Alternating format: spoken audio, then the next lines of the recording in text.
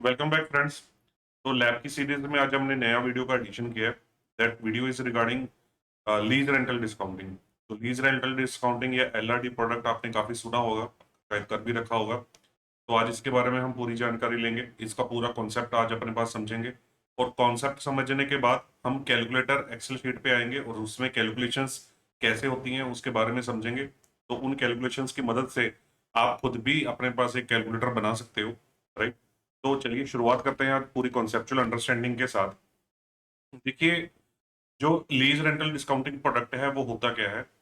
इसमें क्या है कि आप, जो आपका बोरोअर है उसको हम लेसर बोलते हैं, यानी मालिक जो इसके पास प्रॉपर्टी है जो उसने किराए पे देनी है, और उसी बंदे को लोन चाहिए, राइट। तो ये उसके पास प्रॉपर्टी पड़ी है, ये प्रॉपर्टी है, चाहे वो कमर्शियल प्रॉपर्टी हो सकती है या कोई इंडस्ट्रियल प्रॉपर्टी हो सकती है, बट वो property usually related residential property वाला सिस्टम नहीं होता है लीज रेंटल डिस्काउंटिंग में। ये बात आप याद रखिए।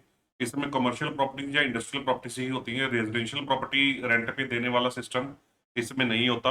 वो क्यों नहीं होता वो आपको आगे चल के समझ आएगा। तो ये लेसी है। लेसी कौन होता है? किराएदार, जिसने किराया देना है, रेंट देना है जिसने। तो ये प्रॉपर्टी लेसी को पसंद आ गई। लेसी को लगता है, इस किराएदार को लगता है कि इस प्रॉपर्टी पे वो अपना कुछ बिजनेस बढ़ा सकता है या इस प्रॉपर्टी को किसी तरीके से यूज कर सकता है अपने बिजनेस पर्पस के लिए। तो वो इसको किराए पे लेना चाहता है। तो किराए पे लेना चाहता है तो वो प्रॉपर्टी ओनर कौन है? लेसर है, बोरोअर है, या ओनर आप लिख लीजिए, प्रॉपर्टी ओनर। तो इसको अप्रोच करता है वो कि भाई ये प्रॉपर्टी हमें किराए पे दे दे। और ये दोनों बैठ के आपस में एक एग्रीमेंट साइन करते हैं, जिस एग्रीमेंट को हम क्या बोलते हैं? लीज एग्रीमेंट, या इसको रेंट एग्रीमेंट भी आप बोल सकते हैं। लीज एग्रीमेंट ये आपस में साइन करते हैं जिसमें इस प्रॉपर्टी का डिटेल्स मेंशन रहता है।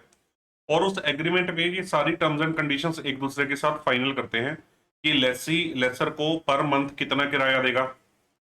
फॉर एग्जांपल 1 लाख रुपए महीना पर मंथ इसको किराया दिया दिया जाएगा। इसमें ये कंडीशन भी फाइनल होती है कि लेसी लेसर को किराया कितनी तारीख तक देगा। For example 5th of every month, 5th of every month तक ये किराया पे करना ही करना है, राइट।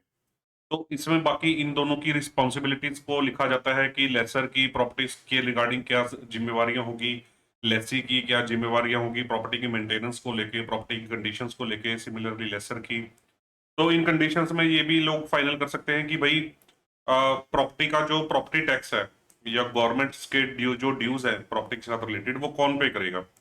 तो हो सकता है कि ये आपस में डिसाइड करें कि वो लेसर की रिस्पॉन्सिबिलिटी होगी कि लेसर प्रॉपर्टी टैक्स पे करेगा। तो ये भी चीजें फाइनल कर सकते हैं। ये प्रॉपर्टी मॉर्गेज कर सकते हैं, नहीं कर सकते, ये भी इस लीज एग्रीमेंट में लिखा जाएगा, क्योंकि लेसर को कल को ये प्रॉपर्टी मॉर्गेज करके लोन लेने के लिए इच्छा हो सकती है। तो ये लीज एग्रीमेंट में लिखेंगे कि लेसर लेसी को ये बोलेगा कि मैं इस प्रॉपर्टी को किसी को भी मॉर्गेज कर सकता हूँ, किसी को एक पास भी गिरवी रख सकता हूँ, इसमें आपको कोई ऑब्जेक्शन नहीं होगा। तो लेसी इस पे साइन करेगा इस लीज एग्रीमेंट में। ये बहुत जरूरी क्लॉज है। क्यों जरूरी है ये आपको आगे चल के समझ आएगा। देन उसके बाद इसमें ये भी क्लॉज कई एग्रीमेंट में लिखा जाता है कि जो अगर कल को इसके डिफॉल्ट की वजह से, अगर मान लीजिए इसने इस प्रॉपर्टी को गिरवी रखा और इसने लोन में डिफॉल्ट कर दिया बैंक के, तो बैंक को इस प्रॉपर्टी का पोजीशन चाहिए होगा, बैंक कब्जा करने आएगा इस प्रॉपर्टी पे। पर इस प्रॉपर्टी में बैठा हुआ है एलएससी, किराया किराया दे के। तो कल को बैंक जब कब्जा करने आए तो लेसी इस प्रॉपर्टी को शांतिपूर्वक तरीके से खाली कर दे, या एक स्पेसिफाइड नोटिस पीरियड लेने के बाद खाली कर दे। तो ये कई बार इस टर्म्स में लिखा जाता है, टर्म्स में इनकॉर्पोरेट किया जाता है।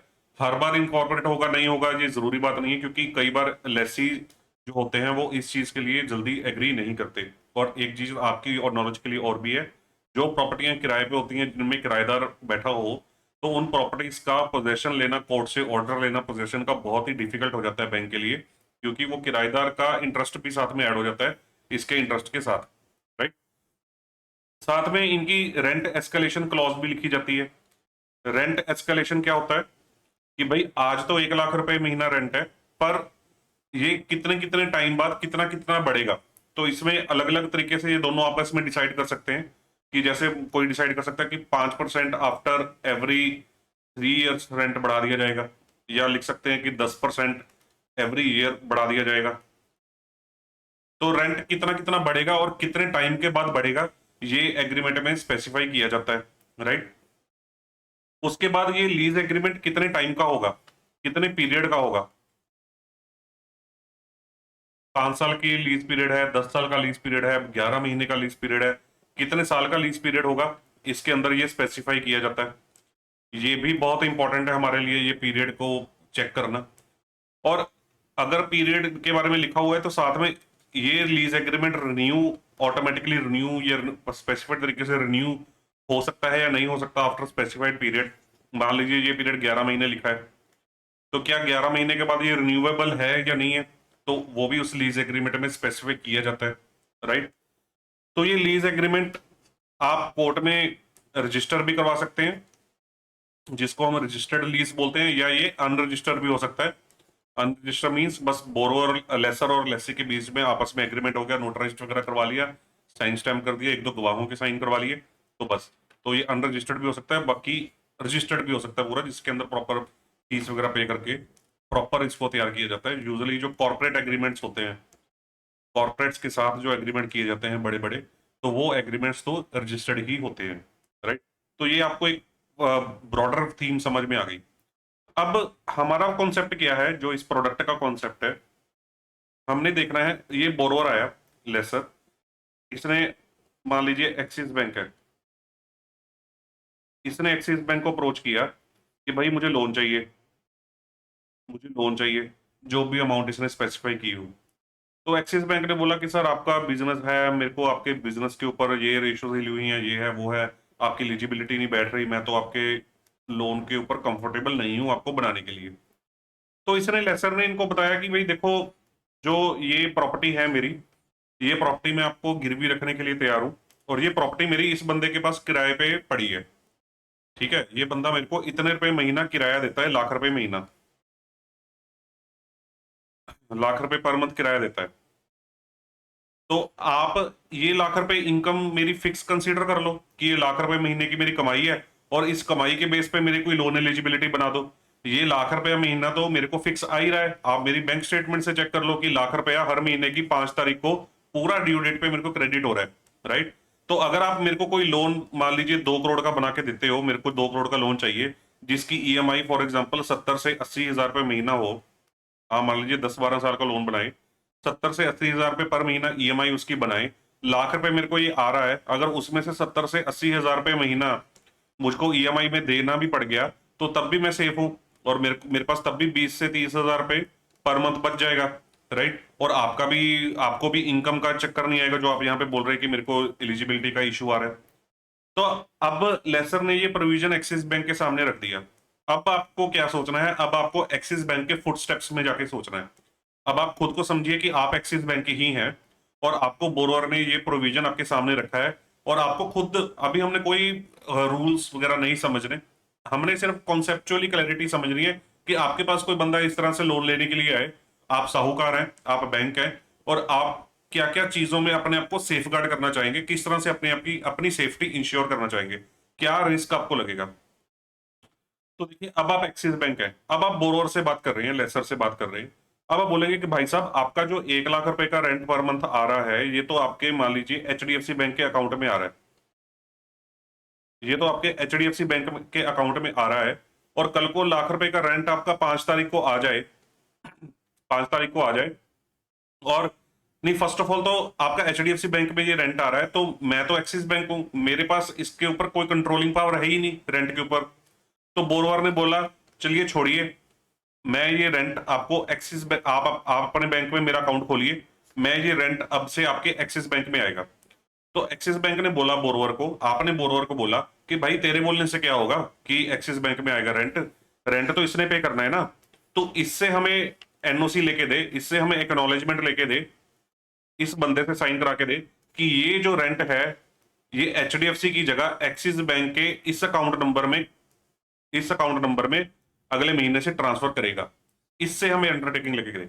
बोरोवर ने बोला ठीक है जी, आपका बात सिक्योर है, मैं आपकी बात से सहमत हूं, मैं इससे अंडरटेकिंग ले देता हूं, और अगले महीने से आपके खाते में रेंट आएगा, एचडीएफसी में नहीं जाएगा। नंबर 1 पॉइंट हो गया, ठीक है जी। अब दूसरी बात, अब एक्सिस बैंक ने बोली, दूसरी बात फिर एक्सिस बैंक के दिमाग में आई कि चलो एक्सिस बैंक में रेंट आना शुरू हो गया, 5 तारीख को आपका ₹1,00,000 महीना रेंट आ गया, पर 5 तारीख को रेंट आते ही आपने अगर साथ में विड्रॉ कर लिया तो मैं आपके ऊपर ये रिस्ट्रिक्शन कैसे लगाऊं? आपने विड्रॉ कर लिया तो, और मेरी फिर ईएमआई कौन पे करेगा अगर आपने रेंट ही विड्रॉ कर लिया, क्योंकि आपकी अदरवाइज बिजनेस इनकम तो कोई खास है ही नहीं। तो बोरोवर ने बोला कि ये भी आपका मैं रिस्क जेन्युइन है, मैं आपकी बात को समझता हूं, तो चलिए हम एक काम करते हैं कि रेंट के ऊपर इस रेंट के ऊपर ₹1,00,000 के ऊपर आपका चार्ज रहेगा। जैसे डेटर्स के ऊपर, स्टॉक के ऊपर, करंट एसेट्स के ऊपर हाइपोथिकेशन होती है ना, चार्ज होता है, वैसे ही इस रेंट के ऊपर आपका चार्ज होगा। हम एक हाइपोथिकेशन एग्रीमेंट साइन करेंगे और साथ में मैं आप मेरे अकाउंट के ऊपर ना कंडीशन लगा दीजिए, आप मेरे खाते के ऊपर कंडीशन लगा दीजिए कि जब ये ₹1,00,000 अकाउंट में क्रेडिट होगा, जब ये अकाउंट में क्रेडिट होगा, तो सबसे पहले इसमें से आपकी ईएमआई ही डेबिट हो सकती है। आपकी ईएमआई डेबिट होगी और जब कुछ बचेगा डेबिट होने के बाद, वही बचा हुआ पैसा मैं विड्रॉ कर सकता हूं। वही बचा हुआ पैसा मैं विड्रॉ कर सकता हूं। आप अपने खाते में कंडीशन लगा दीजिए इस चीज की, एक फंक्शन लगा दीजिए अपने सॉफ्टवेयर में या अपनी एप्लीकेशन में, ये एक थंब रूल लगा दीजिए, राइट? तो इसको रूल को बोला जाता है एस्क्रो करना। एस्क्रो अकाउंट बोला जाता है कि आप जो मेरा अकाउंट खोलेंगे उसको एस्क्रो अकाउंट खोल दीजिए कि जो उसमें रेंट आएगा उस रेंट को मैं विड्रॉ नहीं कर सकता अनलेस अंटिल ये 70-80,000 जो भी ईएमआई है पहले उसमें से पे नहीं हो जाती। जो बैलेंस अमाउंट होगी सिर्फ वही मैं विड्रॉ कर सकता हूं, राइट? तो इस तरह से करेंगे तो आपका पैसा सेफ हो गया। इस तरह से करेंगे तो सेफ हो गया ना, फिर तो ₹1,00,000 मैं विड्रॉ कर ही नहीं सकता, पहले आपकी ईएमआई कटेगी फिर विड्रॉ होगा। तो एक्सिस बैंक ने बोला ठीक है, ये भी बात ठीक है, हम आपके रेंट को अपने पास एस्क्रो कर लेंगे, अपने पास पूरा जब्त करके रख लेंगे जब तक हमारी ईएमआई रिकवर नहीं होती। ठीक है जी। अब अगली बात क्या हुई? अब अगली बात हुई, एक्सिस बैंक ने बोला कि सर आपकी बात ठीक है कि ये रेंट आएगा, पांच हमारे खाते में आ जाएगा, 5 तारीख को आएगा, हम पहले ईएमआई काट लेंगे। पर मेरे दिमाग में एक बात आ रही है, एक्सिस बैंक कह रहा है, मेरे दिमाग में एक बात आ रही है कि क्या लेसी, क्योंकि मैं आपको लोन दे रहा हूं 5-10 साल के लिए, 5 ईयर्स या 10 ईयर्स के लिए, जो लोन अगेंस्ट रेंटल डिस्काउंटिंग है वो मैक्सिमम 10 ईयर्स के लिए हो सकता है, तो 10 साल के लिए आपको लोन दिया जा रहा है। तो क्या ये लेसी इतना एबल्ड है कि ये 10 साल तक आपको ईएमआई पे करता रहेगा?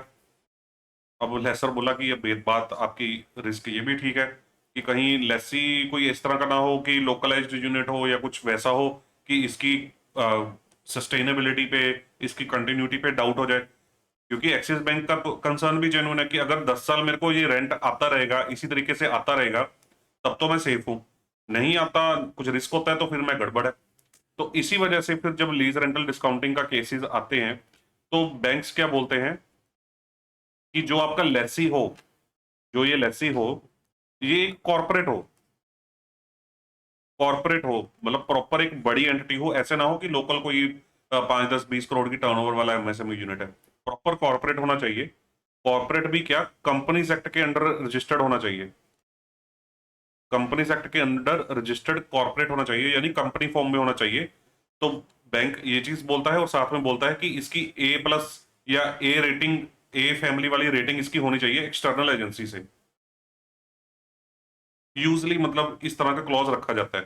तो A rated agency, external rating वाले कॉर्पोरेट तो बड़े कॉर्पोरेट होते हैं, राइट, जिनकी बहुत अच्छी वर्थ है, जिनकी बहुत अच्छी स्टैंडिंग है मार्केट में, क्योंकि अच्छी स्टैंडिंग है तभी तो वो टाइम पे आपको पे कर पाएंगे रेंट, राइट? आपके लेसर को, अगर उसको लेसर को टाइम पे रेंट पे करेंगे तभी आप अपनी ईएमआई रिकवर कर पाओगे टाइम पे।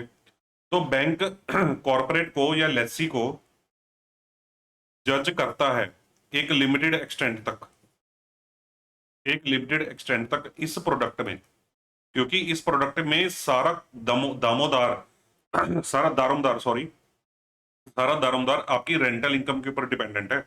रेंटल इनकम पे किसने करनी है? लेसी ने। तो आपका बहुत बड़ा कंसंट्रेशन लोन सैंक्शन करते समय किस पे होना चाहिए? लेसी पे होना चाहिए कंसंट्रेशन, रेदर देन आपके लेसर के ऊपर। लेसर के ऊपर भी होगा, जरूर होगा, पर लेसी के ऊपर आपका कंसंट्रेशन काफी अच्छा खासा होना चाहिए।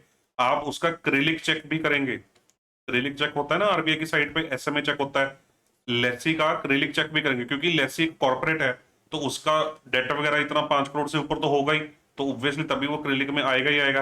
तो क्रेडिट चेक करके देखेंगे कि कहीं वो कोई सब स्टैंडर्ड कैटेगरी का लोन तो नहीं है, सिबिल तो आप उसका निकाल नहीं सकते, इसका सिबिल तो आप कर नहीं सकते, क्योंकि सिबिल करना तो आपको अलाउड नहीं है, ये आपको अपने केवाईसी तो शेयर करेगा नहीं, राइट।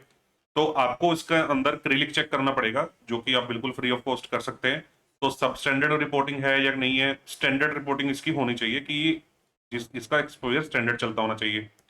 फिर आप इसकी एमसीए की साइट पे जाके या प्रॉप की साइट पे जाके ब्रीफ इसके फाइनेंशियल्स पे भी नजर मारेंगे, ब्रीफ फाइनेंशियल्स ऑफ लेसी, क्योंकि ये कॉर्पोरेट है, कंपनी है, तो इसके फाइनेंशियल्स अवेलेबल होंगे ऑनलाइन। तो इसके फाइनेंशियल्स पे नजर मारेंगे और चेक करेंगे कि मोटा मोटा फाइनेंशियल्स ठीक है या नहीं है। तो अगर पता लगे वहां पे लॉस मेकिंग एंटिटी है, फाइनेंशियल्स देखे आपने, पता लगा लॉस मेकिंग एंटिटी है, भाई अगर लॉस मेकिंग एंटिटी है तो इसको वो रेंट कहाँ से पे करेगा, लेसर को रेंट नहीं पे करेगा तो आपकी ईएमआई कहाँ से रिकवर होगी। तो ये चीज आपको चेक करना जरूरी है, राइट। फिर आप ये देखेंगे कि इसका ट्रैक रिकॉर्ड कैसा है, ट्रैक रिकॉर्ड अपने लेसर के साथ, क्योंकि ये रेंट एग्रीमेंट मान लीजिए इनका 1-2 साल से चल रहा था, तो आपने चेक करना है कि इसके बैंक स्टेटमेंट में, किसके बैंक स्टेटमेंट में, लेसर के बैंक स्टेटमेंट में हर महीने टाइम पे रेंट आ रहा है कि नहीं आ रहा, टाइम पे रेंट लेट्सी पे कर रहा है कि नहीं कर रहा, ये आप प्रॉपरली वेट करेंगे। जब आप ये वेट करेंगे तो आपको थोड़ा सा हौसला होगा कि भाई चलो ठीक है, पिछले 12 महीने की बैंक स्टेटमेंट चेक की और ये रेंट तो पूरा एग्रीमेंट के हिसाब से पूरा प्रॉपर और पूरा 5 तारीख को क्रेडिट हो रहा है, तो दैट मीन्स पूरी टाइम पे रीपेमेंट है, और कल को मेरी ईएमआई भी फिक्स डेट को जानी है, फिक्स टाइम पे जानी है। तो फिक्स टाइम पे जानी है तो मेरी रिकवरी भी आसान है, क्योंकि टाइम टाइम पे ही रेंट आ रहा है बिल्कुल एग्जैक्टली।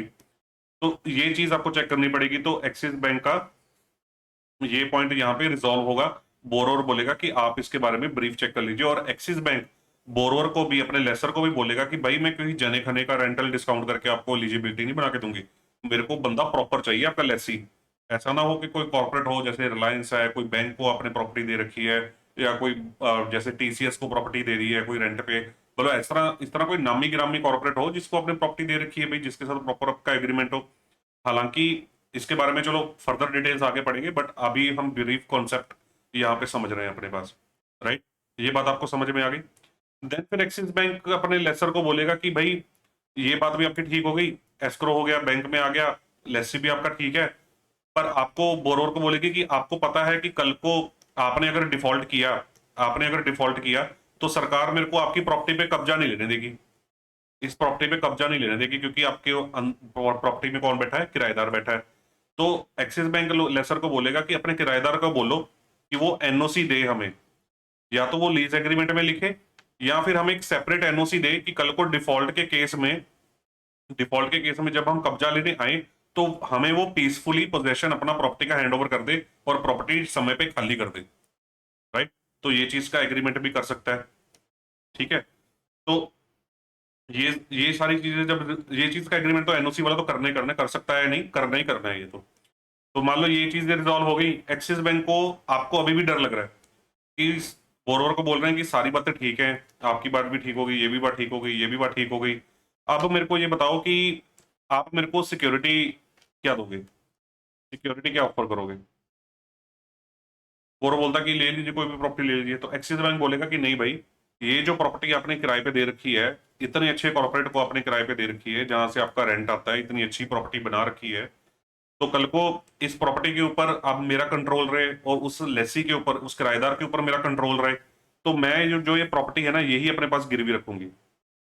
ये जो कोलेक्ट्रल है जिसके ऊपर रेंट आपको आ रहा है, जिस रेंट को कंसीडर करके मैं आपकी एलिजिबिलिटी बना रहा हूँ, एक्सिस बैंक बोलेगा, तो यही प्रॉपर्टी रेंटल वाली आपकी मेरे कब्जे में रहेगी, यही मैं आपको मेरे पास गिरवी रखनी पड़ेगी।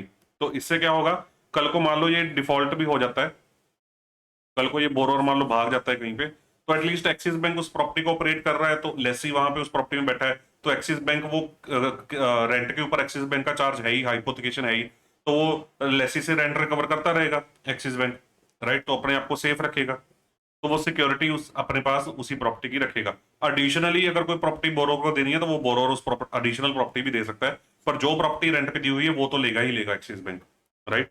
ये चीज हो गई। देन फिर पर्सनल गारंटीज भी लेगा एक्सिस बैंक, पर्सनल गारंटीज भी लेगा, बोरोवर की लेगा, बोरोवर को कोई इमीडिएट फैमिली मेंबर की लेगा, वो भी लेगा, सिक्योरिटी चेक्स भी लेगा, सिक्योरिटी चेक्स भी रखेगा अपने पास, राइट। देन दूसरा अकाउंट भी ओपन कर सकता है, debt service reserve account, debt service reserve account, ये एक एडिशनल मेजर होता है, ये चॉइस है ओपन करना, डेट सर्विस रिजर्व अकाउंट।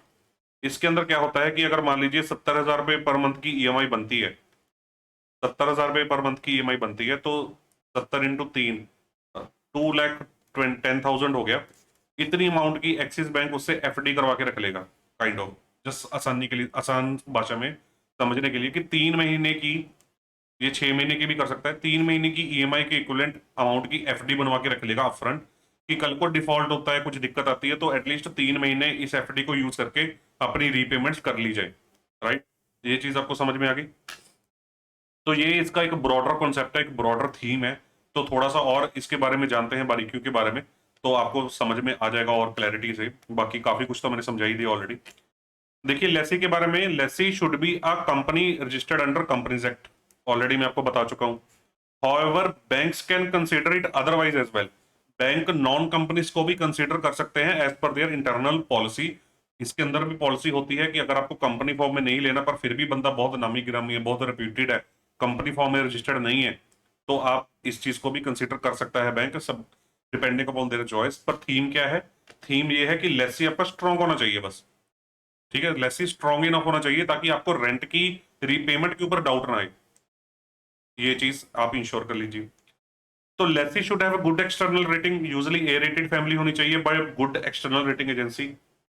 ऐसा ना हो कि एक्सटर्नल रेटिंग एजेंसी कोई नई स्टार्टअप कंपनी हो, कोई ऐसा हो जिसको कोई मार्केट में जानता ही नहीं, जैसे क्रिसिल है, इकरा है, इस तरह की नामी गिरामी कंपनी से रेटेड होना चाहिए, और यूजुअली ए रेटेड फैमिली में होना चाहिए। पर ये भी बैंक के इंटरनल नॉर्म्स पे वेरी करता है। अगर मान लीजिए कि अगर आपका जो लेसी है उसका कोई लोन ही नहीं है, डेट फ्री कंपनी है वो, तो उसकी क्रेडिट रेटिंग क्या आएगी अगर वो डेट फ्री कंपनी है तो? राइट, तो इस तरह से भी हो सकता है। या फिर वो इस तरह का हो सकता है कि उसकी रेटिंग उन्होंने अभी ना की हो, या उसकी BBB+ रेटिंग हो फॉर एग्जांपल, तो वो बैंक से इंटरनली डिसाइड करते हैं कि हमें उसको कंसिडर करना है कि नहीं करना। तो ये policy bank to bank vary कर सकती है, बट मेजरली जो बैंक है वो चाहते हैं कि गुड एक्सटर्नल रेटिंग हो, और यूजली ए रेटेड फैमिली में कॉर्पोरेट बिलोंग करता हो। वो क्यों बिलोंग करता हो वो मैं आपको कॉन्सेप्ट बता चुका हूँ। एसएमए चेक या क्रेडिट चेक आपको करना पड़ेगा अपने लेसी का, वो पॉजिटिव होना चाहिए। उसमें ये ना हो कि वो सब स्टैंडर्ड है या उसने डिफॉल्ट किया हुआ है लेसी ने। अगर उसने बैंकों का ही डिफॉल्ट किया है तो रेंट क्या देगा वो टाइम पे? तो सिबिल आप कर नहीं सकते, वो मैं आपको ऑलरेडी बता चुका हूँ। Financial health of the lessee should be good enough to repay the rental incomes on time to our borrower and lessor. ये आप जानते ही हैं कि उसकी इनकम सफिशिएंट होनी चाहिए, उसकी एबिलिटी सफिशिएंट होनी चाहिए। राइट, नेक्स्ट पॉइंट मैं आपको ऑलरेडी समझा चुका हूं कि लेसी जो है वो एक्नॉलेजमेंट देगा लेंडर को, यानी एक्सिस बैंक हमारे केस में, that he shall deposit all the rents in the escrow account. ये आपको ऑलरेडी समझा दिया कि एस्क्रो अकाउंट में सारे रेंट्स को डिपॉजिट करवाएगा। इस चीज की अंडरटेकिंग लेसी को देनी पड़ेगी, क्योंकि एक्सिस बैंक को डर है कि कल को वो जमा ना करे, पुराने बैंक में भेजता रहे फिर, ये चीज। उसके बाद बात आती है कोलेट्रल की। प्रॉपर्टी जिसमें से रेंट डिराइव हो रहा है वही प्रॉपर्टी हमारे पास सिक्योरिटी आनी चाहिए, हमने डिस्कस कर लिया। तो बोरोवर उसके अलावा एडिशनल प्रॉपर्टी भी दे सकता है, ये तो देनी देनी है, एडिशनल भी दे सकता है अगर उसकी कोलेट्रल कवर की रिक्वायरमेंट या एलटीवी की रिक्वायरमेंट पूरी नहीं बैठ रही तो। उसके अलावा हम रेंटल्स के ऊपर अपना हाइपोथिकेशन रखेंगे, एस्क्रो अकाउंट के ऊपर अपना चार्ज रखेंगे, दसरा अकाउंट जो 3 महीने की ईएमआई के इक्विवेलेंट हमने एफडी बनवा ली थी, उस अकाउंट के ऊपर भी हमारे बैंक का चार्ज होगा। कल को डिफॉल्ट के टाइम पे, जरूरत के टाइम पे अपने चार्ज को वो यूज कर सकता है। तो एलटीवी कितनी रखते हैं बैंक? यूजली 50 से 60% एलटीवी रखते हैं, यूजली 50% ही एलटीवी रखते हैं। तो मान लीजिए अगर आपने 100 रुपए की वैल्यू की प्रॉपर्टी ऑफर की है, तो 50 रुपए तक का ही लोन इसके ऊपर आपको दिया जाएगा। राइट, या 60 रुपए तक का, depending upon the internal policy of the bank, usually 50 रुपए तक का लोन आपको दिया जाएगा। एनओसी लेसी से लेना पड़ेगा कि वो प्रॉपर्टी को वेकेंट कर देगा, खाली कर देगा और पीसफुली बैंक के कब्जे में दे देगा अगर डिफॉल्ट हुआ तो। ये मैंने आपको ऑलरेडी डिस्कस कर लिया, जरूरी है ये क्लॉज, नहीं तो हमें कोर्ट से ऑर्डर मिलता ही नहीं है प्रॉपर्टी का पोजेशन लेने का। बोरोवर के बारे में जानते हैं। देखिए जो बोरोवर है उसके फाइनेंशियल्स के ऊपर आप बहुत ज्यादा नजर नहीं मारेंगे। क्यों नहीं मारेंगे? क्योंकि आपने अपना एलिजिबिलिटी, आपने लोन किसके बेसिस पे बनाया है?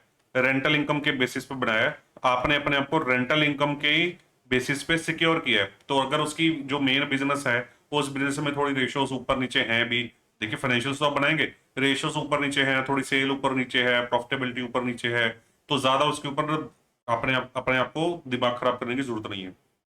हाँ, पर आपके बोरोवर की रीपेमेंट हिस्ट्री, आपके बोरो के सिबिल, क्रेडिट वो अच्छे होने चाहिए। ऐसा ना हो कि आपका बोरोवर ही डिफॉल्टर हो, वो बोले कि भाई रेंटल इनकम के बेस पे कर दो। ऐसा नहीं होना चाहिए।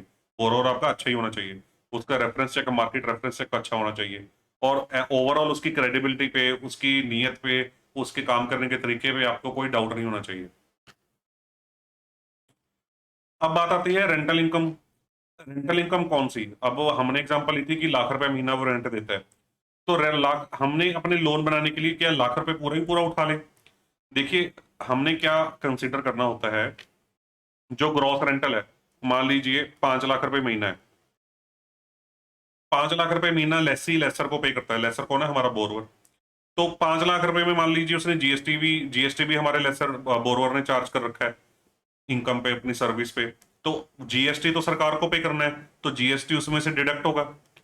टीडीएस जो रेंटल इनकम होती है उसके ऊपर सेक्शन, मैं भूल गया कि 194 जे था, इधर कौन सा सेक्शन था। तो टीडीएस भी कट होता है 10%, लैंड एंड बिल्डिंग के जो रेंट होता है उसके ऊपर 10% टीडीएस डिडक्ट होता है। तो 5 लाख के रुपए के ऊपर अगर मान लीजिए जीएसटी नील है, जीएसटी नहीं जमा हुआ, तो 5 लाख के ऊपर 10%, यानी कि 10% टीडीएस कट करके 4.5 लाख रुपए जो है वो आपके खाते में क्रेडिट होंगे। राइट, 4.5 लाख रुपए आपके खाते में क्रेडिट होंगे। तो 10% जो टैक्स था वो तो सरकार को ही चला गया। तो आपको अपनी एलिजिबिलिटी बनाने के लिए एज ए एक्सिस बैंक, तो आपको तो 4.5 लाख रुपए के ऊपर ही बनानी पड़ेगी ना, ग्रॉस के ऊपर थोड़ी बनाओगे आप। आपको तो ये देखना है कि नेट खाते में कितना पैसा आ रहा है। उसके बाद आप जो रेंटल एग्रीमेंट है, लीज एग्रीमेंट है, जो मैं आपसे ऑलरेडी डिस्कस किया, उसमें आप देख लीजिए कि जो प्रॉपर्टी के साथ रिलेटेड टैक्सेस होते हैं, जैसे प्रॉपर्टी टैक्स है, वो प्रॉपर्टी टैक्स जमा करवाने की रिस्पॉन्सिबिलिटी किसकी है? कि लेसर की है कि लेसी की है? लेसर आपका बोरोवर। अगर लेसर की रिस्पॉन्सिबिलिटी है तो प्रॉपर्टी टैक्स की कैलकुलेशन आपको देखनी पड़ेगी ना, क्योंकि रेंटल इनकम में से प्रॉपर्टी टैक्स तो उसको देना ही पड़ेगा, वो तो सरकार को उसको जमा करवाना ही पड़ेगा। सरकार की रीपेमेंट थोड़ी आप रोक सकते हैं, उसकी तो पहली प्रायोरिटी है सरकार की रीपेमेंट की। तो आपको देखना पड़ेगा कि आपके प्रॉपर्टी पे कितना कितना प्रॉपर्टी टैक्स बनता है। अब फॉर एग्जाम्पल उसका ये 4.5 लाख रुपए मंथली रेंट है। अब मान लीजिए कि 12,000 रुपए एनुअल प्रॉपर्टी टैक्स बनता है, हाइपोथेटिकली बोल रहा हूँ। 12,000 रुपए एनुअल प्रॉपर्टी टैक्स बनता है। तो 12,000 डिवाइड बाई 12, यानी मंथली कितना हो गया? 1,000 रुपीज पर मंथ जो है आपका प्रॉपर्टी टैक्स हो गया। तो 4.5 लाख माइनस 1,000, तो आपका ये हो गया 4,49,000। ये अमाउंट आपको कंसिडर करना पड़ेगा। हालांकि बैंक अकाउंट में तो 4.5 लाख रुपए ही आएगा, क्योंकि प्रॉपर्टी टैक्स तो एक बार वन शॉट में जमा कराना पड़ता है। पर 4,49,000 आप अपनी एलिजिबिलिटी कैलकुलेशन के लिए रेंटल इनकम 4,49,000 रुपए कैलकुलेट करेंगे, यूज करेंगे। राइट। तो उसके बाद ये पॉइंट मैं आपसे ऑलरेडी डिस्कस कर चुका हूं कि रेंटल इनकम को आपको बैंक स्टेटमेंट से वेरीफाई करना पड़ेगा कि पिछले 6-12 महीने की जो भी आपकी इंटरनल पॉलिसी है, ये चेक करने के लिए कि जो रेंटल इनकम है वो टाइम पे आ रही है कि नहीं आ रही है, और वो बैंक स्टेटमेंट में प्रॉपरली आ रही है कि नहीं आ रही है। एस्क्रो अकाउंट आपको मैंडेटरली ओपन करना पड़ेगा, इसका कोई भी डेविएशन नहीं है, इसका कोई भी रिलैक्सेशन नहीं है। एस्क्रो अकाउंट ऑलरेडी समझा दिया कि उसके अंदर आपका रेंट जो है वो लियन मार्क हो जाएगा, वो होल्ड हो जाएगा। पहले उसमें से ईएमआई निकलेगी, उसके बाद जो बचेगा तभी वो बोरोवर उसको विड्रॉ कर पाएगा। राइट।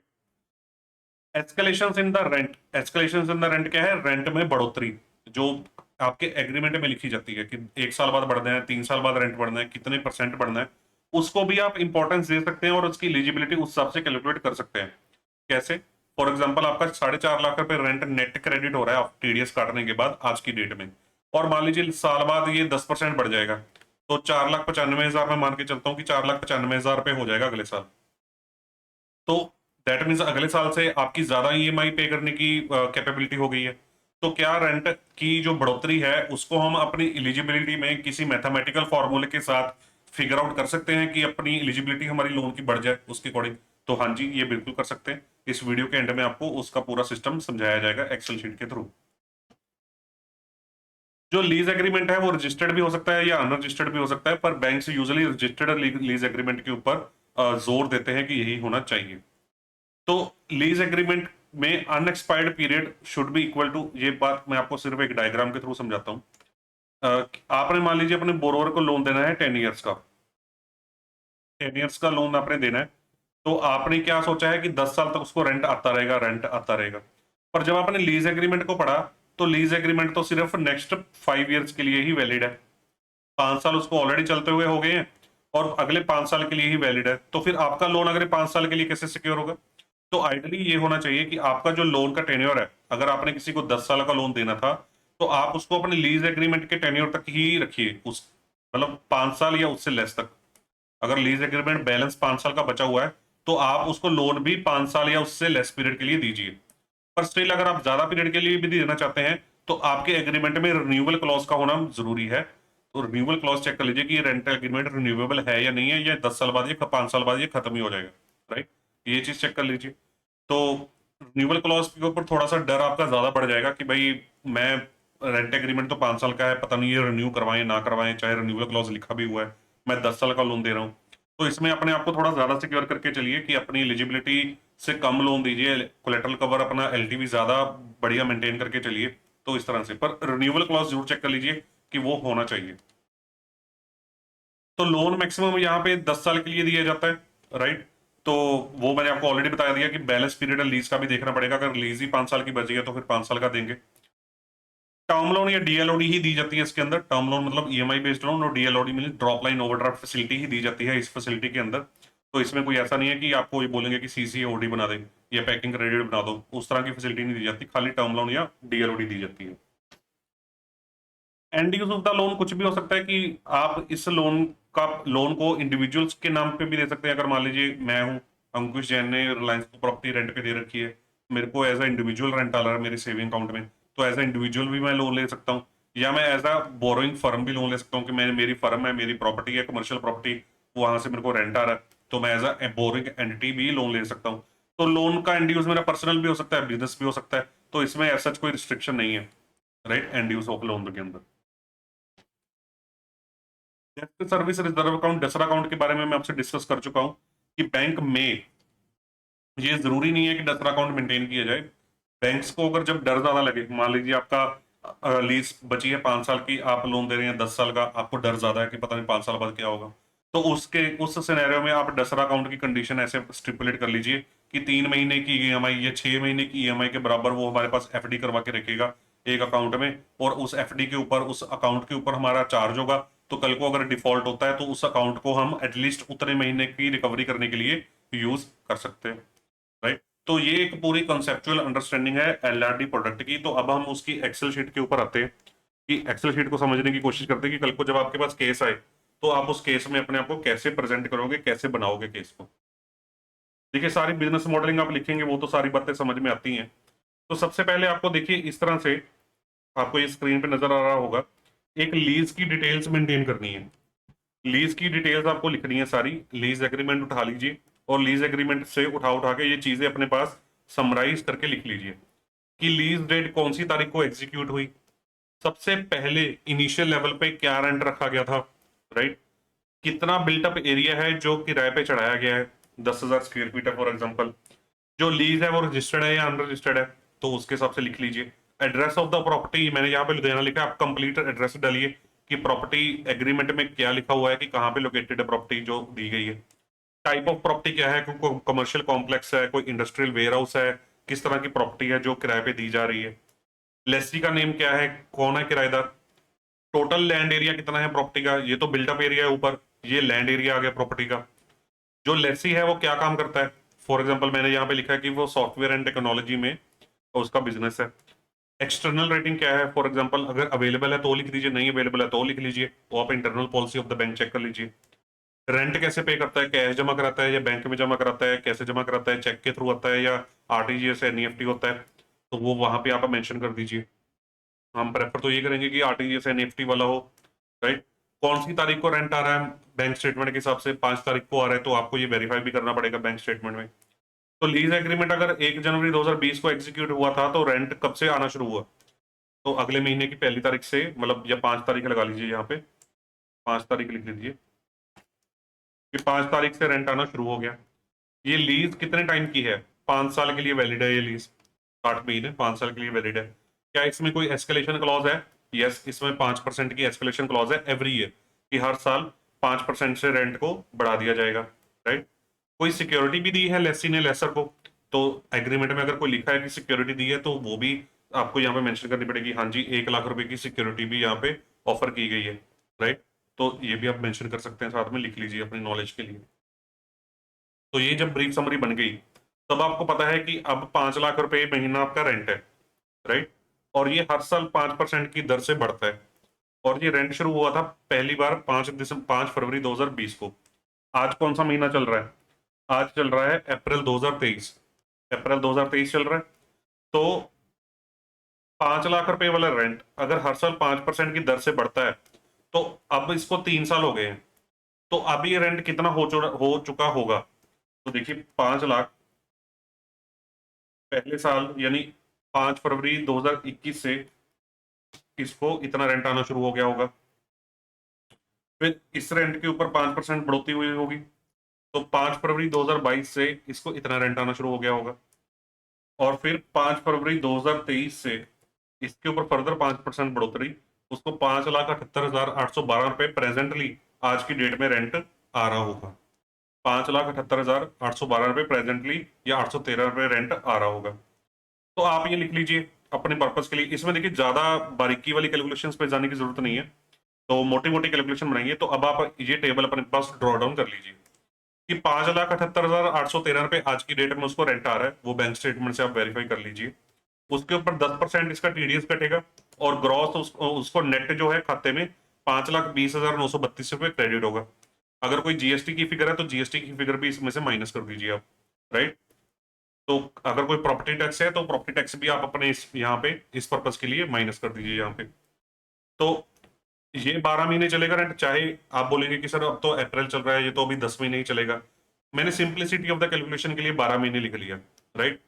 तो उसके बाद मैंने बोला कि उससे अगले 12 महीने इस रेंट पे 5% की बढ़ोतरी हो जाएगी, 10% टीडीएस आ जाएगा, ये नेट आ जाएगा। उससे अगले 12 महीने ये हो जाएगा 5% बढ़ोतरी के साथ, उससे अगले महीने ये similarly so and on so for. तो इस एग्जांपल में मैं जो लोन है वो 10 साल का दे रहा हूँ, और मैं प्रिज्यूम कर रहा हूँ कि उसके लीज एग्रीमेंट में रिन्यूअल क्लॉज होगा, चाहे वो लीज जो है वो अपनी सिर्फ 60 महीने की बची है। तो इस तरह से मैंने 10 साल का जितना मैंने टेन्योर का लोन देना है उसका टेंटेटिव रेंट जो है वो ड्रॉ डाउन यहाँ पे कर लिया विद एस्केलेशंस। एस्केलेशन मतलब जो रेंट की बढ़ोतरी है मैंने उनको यहाँ पे काउंट कर लिया। अगर आप बहुत कंजर्वेटिव होकर चलना चाहते हैं, अगर आप चाहते हैं कि यार नहीं मेरे को ना ये एस्केलेशन के ऊपर डाउट है, कल को ये एस्केलेशन हो या ना हो मेरे को भरोसा नहीं है, मैं इस एस्केलेशन का बेनिफिट अभी बोरोर को नहीं देना चाहता, मैं थोड़ा कंजर्वेटिव साइड पे एलिजिबिलिटी बनाना चाहता हूँ, तो आप खाली जो 5,78,813 रुपए है यही उसको रेंट आ रहा है आज की डेट में, राइट? तो आप ये सारी चीजें इग्नोर कर दीजिए और इसी को ही अपना रेंट का बेस मान के चल लीजिए कि बस मैं तो इसी को ही सदाबहार रेंट मानूंगा, इसी को ही सब कुछ मानूंगा, राइट?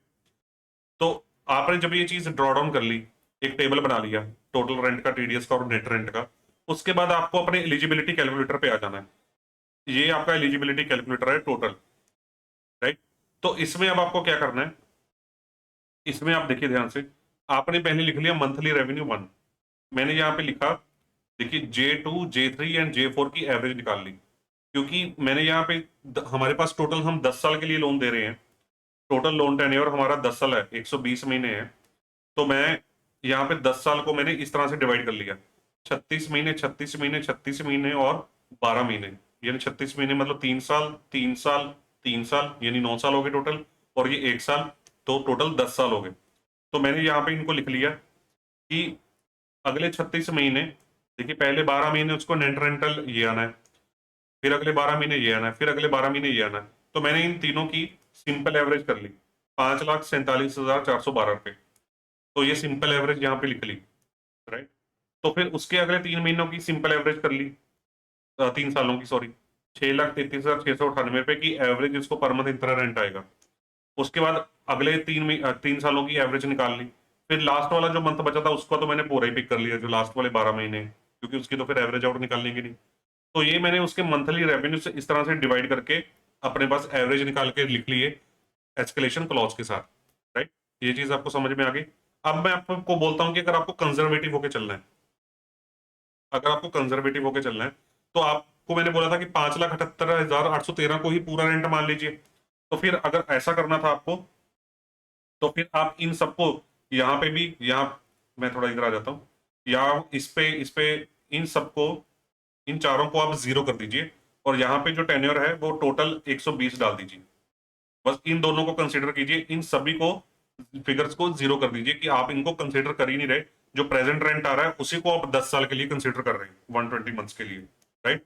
तो इसमें आप और चीजें भी कर सकते हैं। अब मान लीजिए आपकी जो बोरोअर है उसकी जो बिल्डिंग है, वो बिल्डिंग का उसने ग्राउंड फ्लोर रिलायंस को दे रखा है, फर्स्ट फ्लोर उसने आईसीआईसीआई बैंक को दे रखा है, सेकंड फ्लोर उसने मान लीजिए टीसीएस को दे रखा है। तो 3 बंदों से उसको रेंट आ रहा है, राइट। तो 3 बंदों से रेंट आ रहा है, तो आप यहाँ पे उसके रेवेन्यू जितने चाहें उतने ऐड कर सकते हैं आगे चल के, राइट। नहीं तो आप यहाँ पे क्या करिए कि जो कंजर्वेटिव वाला तरीका है कि जैसे ये 5,47,412 रुपए उसका रिलायंस से रेंट हो गया, उसमें एस्केलेशन को इग्नोर कर दीजिए 120 महीने के लिए। 6,33,698 मान लीजिए उसका आईसीआईसीआई बैंक से रेंट हो गया, मान लीजिए वो अगले 7 ईयर्स के लिए आना है, तो उसको 84 मंथ्स के लिए लिख लीजिए। 7,33,585 रुपए मान लीजिए उसका टीसीएस से रेंट हो गया, जो उसको फॉर एग्जाम्पल 5 साल के लिए आना है, तो उसको 5 साल के लिए लिख लीजिए।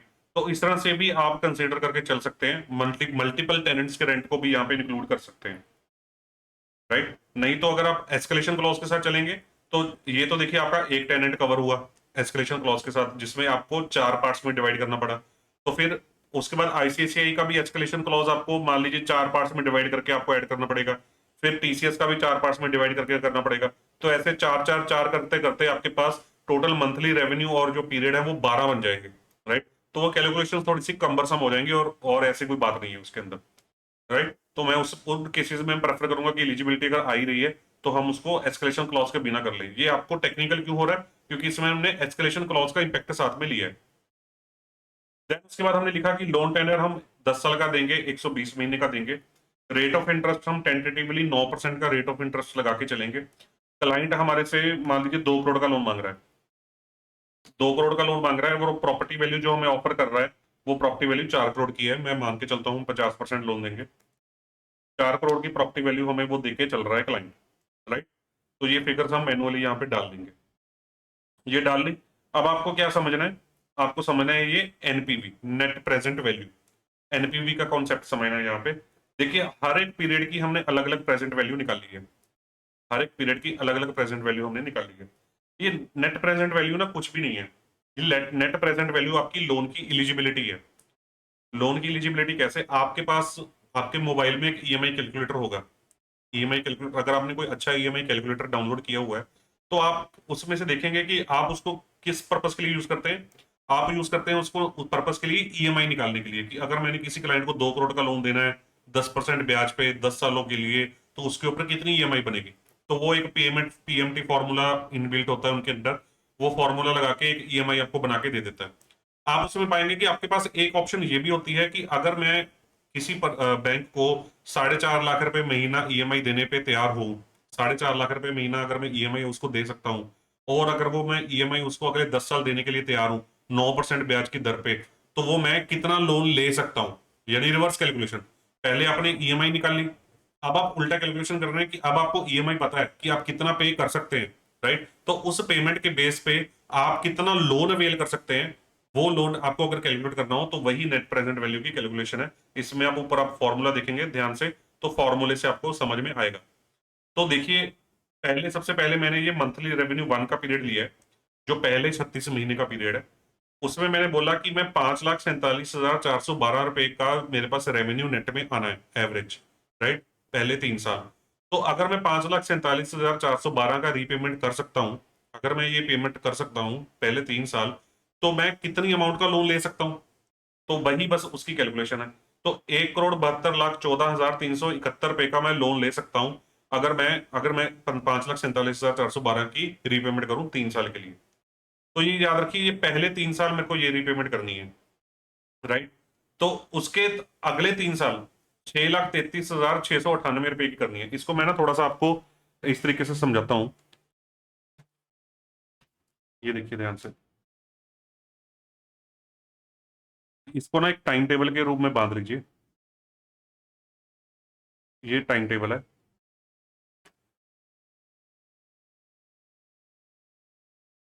देखिए ये 36 महीने, 36 महीने या 3 इयर्स, ये उससे अगले 36 महीने या 3 इयर्स, ये उससे अगले 36 महीने, 3 इयर्स, ये अगले 12 महीने हैं, ये अगले 12 महीने हैं, यानी 1 ईयर। तो ये टोटल मिला के आपके पास कितना हो गया, ये 10 इयर्स हो गए।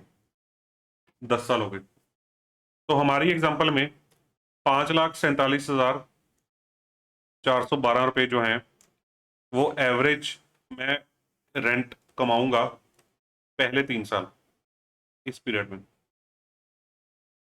उसके बाद अगले जो ये 36 महीने हैं, इन 36 महीनों में मैं 6,33,698 रुपये एवरेज रेंट कमाऊंगा।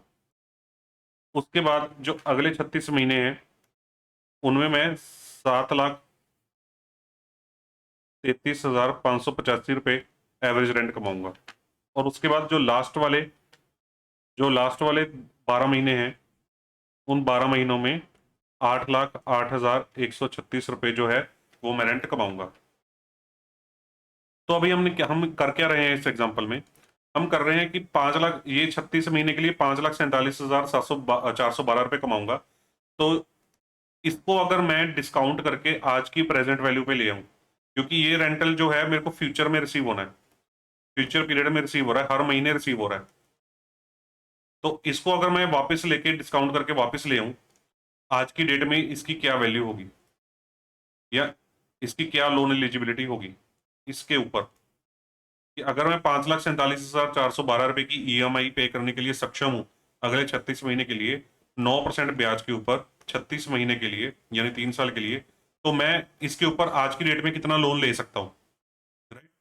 तो पहला हमने ये निकाला, ये चीज 1,72,14,371 रुपये प्रेजेंट वैल्यू आ गई, राइट? देन उसके बाद हमने निकाला इस पीरियड का। मैंने बोला कि 6,33,698 रुपये ये 4th to 6th ईयर है, ये याद रखिए। 4th to 6th ईयर में कमा रहा हूं कि अगर मैं इसकी आज की वैल्यू कंप्यूट करूं, इसको आज की डेट में लेके आऊं वापस, 6 साल पहले के पीरियड में वापस लेके आऊं, तो मैं कितने लोन के लिए एलिजिबल होऊंगा। तो यहाँ पे फॉर्मूला थोड़ा टेक्निकल है, मैं देखिए ज्यादा डिटेलिंग आपको समझाने में नहीं जाऊंगा फॉर्मूला की। आप देखेंगे कि M4 क्या है कि 6,33,698 रुपये जिनकी मैंने प्रेजेंट वैल्यू निकाली है 36 + 36 मतलब 6 साल के बराबर, 6 साल के बराबर टाइम की निकाली है, राइट? तो 6 साल बराबर के टेन्योर की मैंने निकाल तो ली, पर 6 साल की निकालने का फायदा नहीं है ना, क्योंकि ये जो अमाउंट है मेरे को कितने साल के लिए मिल रही है? सिर्फ 3 साल के लिए मिल रही है। तो इसमें से मैं 3 साल की, ये M3 लिखा है ना, M3 मतलब 36 महीने, यानी 3 साल की जो वैल्यू है उसको मैंने माइनस कर दिया, यहाँ पे माइनस का साइन है ना, तो 3 साल की वैल्यू को माइनस कर दिया, तो नेट में मेरे पास 3 साल की ही वैल्यू आ गई, राइट? बस अपने पर्पज के लिए इतना समझिए, ज्यादा कैलकुलेशन में मत पड़िए, आपको बैंक में ये रेडीमेड बनाया कैलकुलेटर मिलेगा। तो ये चीज आपको समझ आ गई। तो ये इसका एलिजिबिलिटी आ गया नेट, अकेली इस अमाउंट का 3 साल के लिए। सिमिलरली 7,33,585 रुपये का हमने निकाला, पहले तो पूरा निकाल लिया 9 साल का, फिर उसमें से हमने 6 साल माइनस कर दिया, तो नेट में इसका भी 3 साल का आ गया।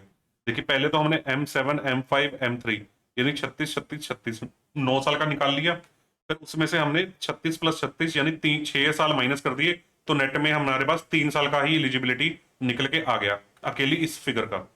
उसके बाद सिमिलरली हमने इसका 12 महीने का निकाला, 8,08,136 का। तो इन चारों इनकम्स का हमने ये टोटल एलिजिबिलिटी निकाला, जिसको हम बोलते हैं कि टोटल लोन एलिजिबिलिटी हमारी कितनी आई?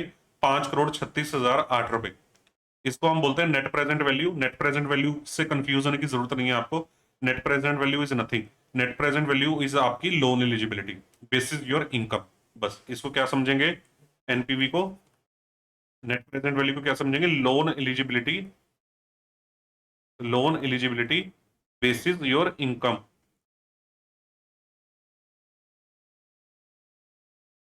आपकी कमाई के आधार पे आप कितने लोन के लिए एलिजिबल हैं, वही आपकी एनपीवी है, राइट?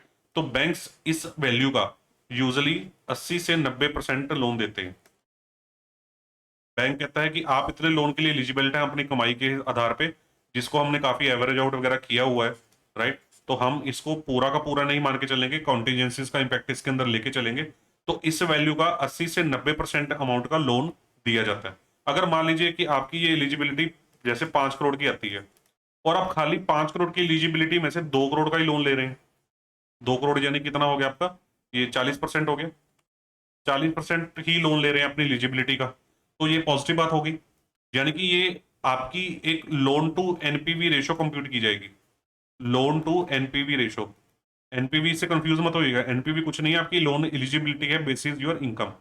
आपकी loan to NPV ratio compute की जाएगी और ये जितनी कम आएगी उतना ही अच्छा है। बैंक बोलेगा कि ये बंदा यार 5 करोड़ के लोन के लिए एलिजिबल था, सिर्फ 2 करोड़ ही ले रहा है, मेरे को तो बढ़िया मौजा है मेरे को तो, राइट। तो ये जितनी कम होगी उतना ही अच्छा है। तो यूजली ये 80-90% तक बैंक अलाउ करते हैं, ठीक है। पर आपके केस में कितनी आ रही है, ये सिर्फ 40% ही आ रही है, क्योंकि आपकी एलिजिबिलिटी आ रही है 5 करोड़ रुपए की, और आपने लोन कितना रिक्वेस्ट किया है, खाली 2 करोड़ रुपए का, राइट। तो उसके बाद हम देखेंगे कि टोटल एनपीवी यानी टोटल एलिजिबिलिटी हमारी इनकम के आधार पे 5 करोड़ की आ गई। अब eligibility based on NPV banks normally 90% या 80% अलाउ करते हैं, तो मैंने यहाँ पे 90% कर दिया इसका, कि 4.5 करोड़ तक का ही लोन देंगे, राइट। बैंक 4.5 करोड़ तक का ही लोन देगा। अब एलिजिबिलिटी ये तो आपकी होगी इनकम के आधार पे, बैंक आपको कितना लोन देगा अपनी रेशियो मेंटेन करने के बाद। अब ये यहाँ पे है कि आपकी प्रॉपर्टी वैल्यू के हिसाब से आपको कितना लोन दिया जाएगा। आपकी प्रॉपर्टी वैल्यू है 4 करोड़ की, तो 4 करोड़ के ऊपर 50% अगर एलटीवी रखते हैं तो 2 करोड़ का लोन दे सकते हैं आपको। तो प्रॉपर्टी के आधार पर आपको 2 करोड़ का लोन ही मिल सकता है। तो which ever is less, NPV income के आधार पे और प्रॉपर्टी के आधार पे जो भी आपकी एलिजिबिलिटी लोअर है, वही आपको फाइनल लोन दिया जाएगा, 2 करोड़ रुपए का लोन दिया जाएगा आपको। तो इसमें आपको देखना पड़ेगा कि आपका कोई और लोन तो नहीं चल रहा है प्रॉपर्टी के बेस पे। कई बार ऐसे होता है ना कि आपका मान लीजिए 1 करोड़ रुपए का लोन ऑलरेडी चल रहा था, 1 करोड़ का लोन आपका ऑलरेडी चल रहा था, 2 करोड़ का आप टॉपअप मांगने के लिए आ गए, 2 करोड़ का और टॉपअप मांगने के लिए आ गए। रेंटल इनकम वही है आपकी, आपने उसी रेंटल इनकम पे पहले 1 करोड़ का लोन दिया था, या उसका एग्जिस्टिंग बैंक पे उसी रेंटल इनकम के बेस पे इसी प्रोडक्ट में 1 करोड़ का लोन चल रहा था, आपको वो लोन टेक ओवर भी करना है, प्लस 2 करोड़ की इन्वेस्टमेंट भी देनी है। तो फिर आपकी टोटल देखा जाएगा ना, मान लीजिए आपका एग्जिस्टिंग लोन है 1 करोड़ रुपए,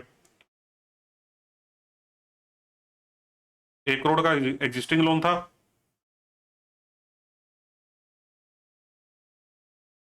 तो आप देखिए अब आपकी फाइनल एलिजिबिलिटी 2 करोड़ की ही आ रही है आपकी एलटीवी के बेस पे। तो आपको यहाँ पे प्रॉपर्टी वैल्यू ज्यादा चाहिए होगी, ऑब्वियसली ज्यादा चाहिए होगी आपको प्रॉपर्टी वैल्यू। क्यों? क्योंकि आप प्रॉपर्टी के ऊपर मैक्सिमम 2 करोड़ का लोन दे सकते हैं, और 1 करोड़ का आपका ऑलरेडी चल रहा है, 2 करोड़ आप और रिक्वेस्ट कर रहे हैं, तो फिर कैसे बैठेगा। तो आपको मिनिमम कितनी अमाउंट की प्रॉपर्टी चाहिए, 6 करोड़ की प्रॉपर्टी चाहिए,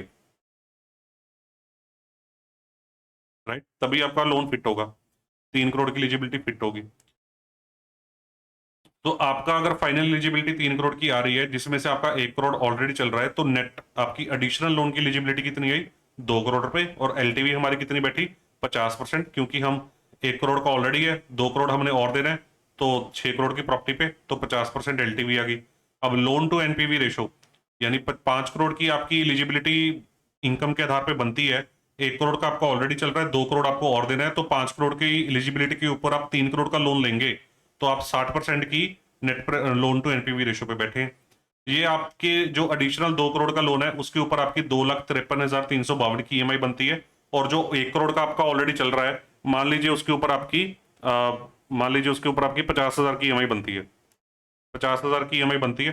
तो टोटल आपकी नए लोन पे 2,53,000 की ईएमआई, प्रेजेंट 1 करोड़ के लोन पे 50,000 की ईएमआई, तो टोटल आपकी 3,03,000 रुपए की ईएमआई बनती है।